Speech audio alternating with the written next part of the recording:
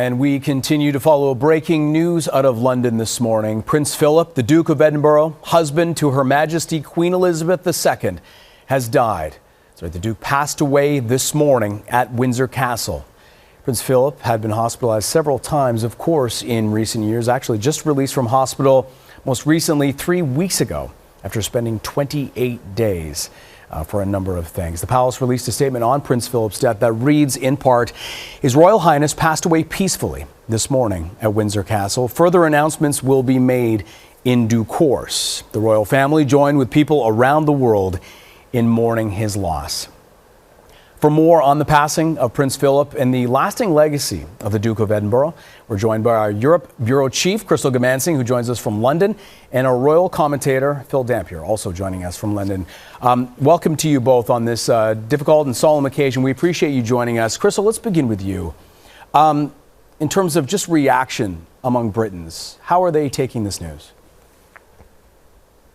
Well, you know, this is something, Anthony, that isn't necessarily unexpected. You know, the Duke of Edinburgh, Prince Philip, 99 years old, as you just mentioned. He was ill, had spent a month in hospital, even undergoing a procedure for a pre-existing heart condition. Of course, no one wanted this to happen. Everyone wanted to see him reach his 100th birthday in June. We have already heard from British Prime Minister Boris Johnson, who expressed the nation's sadness, but also their gratitude for an individual who has served as the Queen's consort, traveled the world, but also we have to remember this is a veteran. He served with the Royal Navy during the Second World War. His service to Britain and to the world goes beyond the royal family, and so we're hearing more of those stories right now, and those tributes will continue to pour in. Of course, he is also known for his sense of humor, a bit of an off-colored sense of humor at times. That has gotten him into trouble in the past. So probably more of those stories. So there's a little bit of, I don't want to say joy, but sort of more of a tribute to this man, this 99-year-old figure, really, not only here in Britain, but around the world. Yeah, well said. I mean, 99 years of life, certainly many stories that many people have. And Phil, when you look at his life overall, his life of public service as well, he retired in 2018, correct? More than 22,000 public engagements circling the globe. It's almost astounding, isn't it? It is astounding. I think Crystal's actually absolutely right. You can't really call it a tragedy when someone's had a long and colourful life like Prince Philip. And because he's lived so long, we do tend to forget his extraordinary list of achievements. As you say, 20,000 engagements, 5,000 speeches, 800 patronages, married to the Queen for 73 years.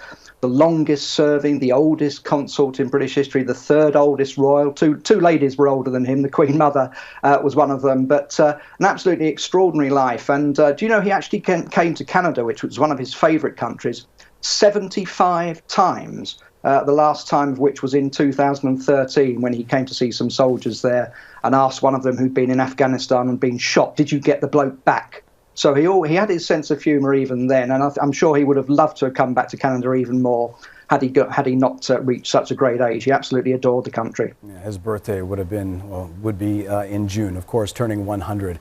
Crystal, when we look at the protocol and what comes next, in terms of the funeral, in terms of the ultimate burial, what do we know at this point? Well, we are waiting for some more information because we know that Prince Philip has said that he didn't want a fuss made about his death. So we'll wait for those exact details. There will be a period of mourning, and that really starts right now. You will see flags being lowered, a number of tributes happening. No doubt that we will start to see flowers being laid at Buckingham Palace and at Windsor Castle. Eventually, after this period, he will go back to Windsor Castle. He will be laid to rest at St. George's Chapel on the grounds of the castle there, which is where a number of royals are buried and where the Queen will eventually be buried as well. So those details are still to come, but I think that we will obviously see Prince Philip's wishes be carried out in terms of, you know, he really was a no-fuss kind of guy. At least that's how he's often portrayed. Interesting. Yeah, and we talk about tributes, Phil, and of course we have to talk about the legacy and the accomplishments, because it couldn't have been an easy job being the husband of the Queen, especially so many public engagements that you have to take part in. I wonder, did he enjoy that side of the job? Well, the biggest sacrifice he made, of course, was to give up his naval career. There's no doubt he was heading for the top in the Navy. And, of course, when the Queen's father died in 1952, George VI, he had to give all that up and support the Queen. And he did that magnificently. And obviously he did things on his own, like the Duke of Edinburgh Award Scheme.